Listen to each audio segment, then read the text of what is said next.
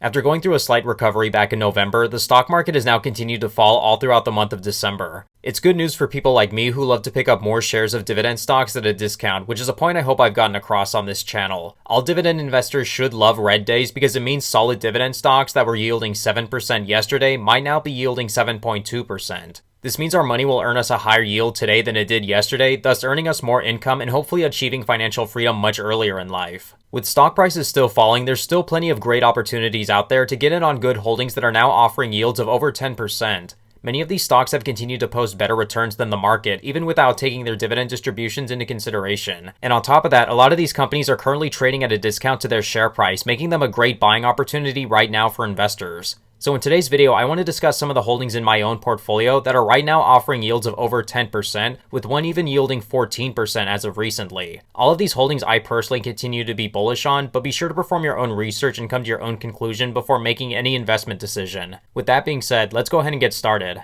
The first stock on this list is Ares Capital, ticker symbol ARCC. They're a business development company that specializes in the acquisition, recapitalization, restructuring, and leverage buyout transactions of middle market companies. Ares Capital typically invests between $20 million and $200 million in companies with an EBITDA between $10 million and $250 million.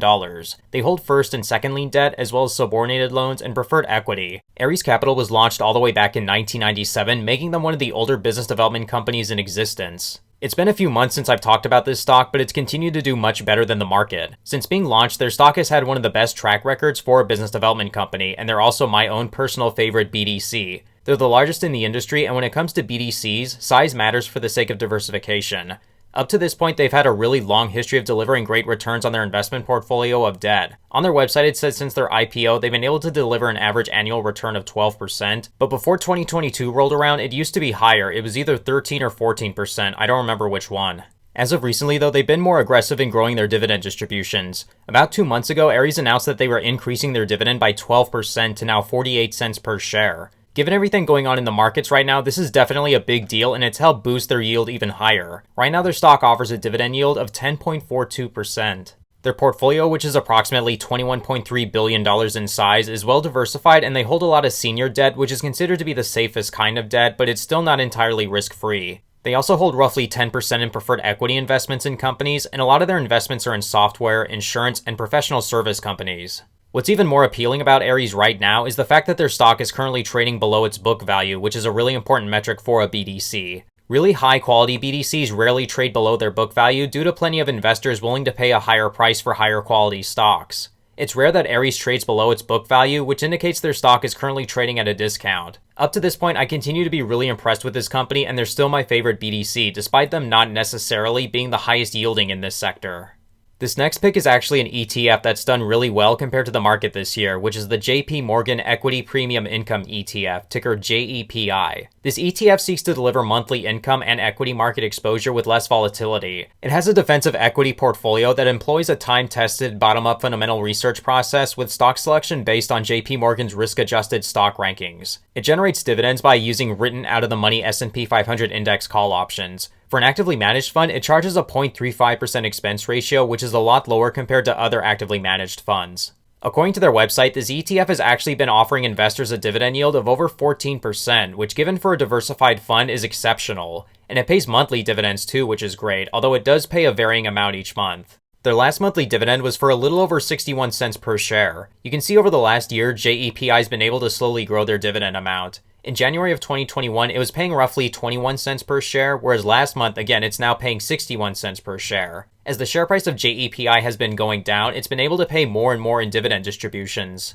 Looking at what's inside this fund, we can see as of December of this year, it holds roughly 126 different holdings. It's pretty well diversified across different sectors, with financials, healthcare, and consumer staples and information technology making up some of the largest percentages in their portfolio. All of their top holdings pay dividends, with some of them being dividend aristocrat stocks, including AbbVie, Coca-Cola, and Exxon. For the past couple quarters, JEPI has actually been in the top 10 ETFs that have seen the most inflows. This puts them slightly behind more well-known funds, including SCHD and the Vanguard Total Bond Market ETF, ticker BND. Earlier this year, I made the decision to sell out of NUSI, or the Nationwide Risk Managed Income ETF, and instead put all the funds into JEPI. Nationwide's risk managed approach obviously wasn't doing as well as I had hoped it would, and given the decreasing dividends with a higher expense ratio, it was clear that NUSI just wasn't the kind of holding that I was looking for in my portfolio. So far, even with share prices continuing to fall, I've still been really happy with this choice. JEPI is becoming a really popular monthly dividend holding for people like myself who love a high-yielding, well-diversified ETF. It's continued to hold up much better than the S&P 500, and I anticipate JEPI being in my portfolio for a very long time. The next stock on this list is going to be Alrock Capital Corporation, ticker ORCC. This is also a business development company that makes investments in senior secured or unsecured loans, subordinated loans, and also considers equity-related securities including warrants and preferred stocks. Alrock seeks to invest in growth, acquisitions, expansions, and refinancing. They invest in U.S. companies with an EBITDA between $10 million and $250 million annually and/or annual revenue of $50 million and $2.5 billion. It's owned and managed by Blue Owl, which is a large specialty finance company that has over $94 billion worth of assets under management. ORCC currently trades for $11.78 per share, and it has a dividend yield of 11.21%.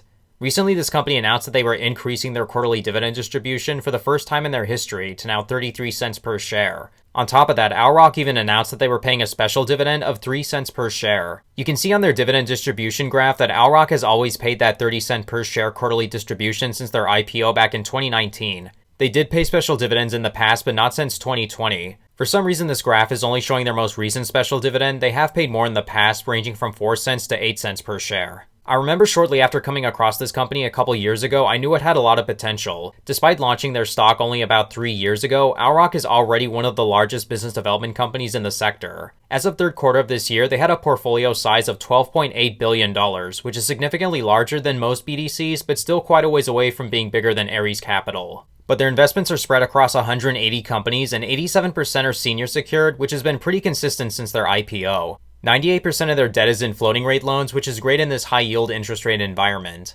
Their portfolio contains more senior secured debt than Ares Capital does, which helps in terms of safety, but the more equity holdings a BDC holds means the more potential it has for growth. But with a dividend yield of 11.21%, as long as this company can comfortably maintain their dividend, I'm more than happy to put my money into this if it's earning this much money. They hold a lot of the same sectors that Ares does, including software, business services, and insurance companies. They don't hold more cyclical kinds of companies that some BDCs do, helping increase their stability. Overall, Alrock has been a company that's continued to fare very well this year, just like all the other holdings on this list, and it's done better than the S&P 500 in 2022.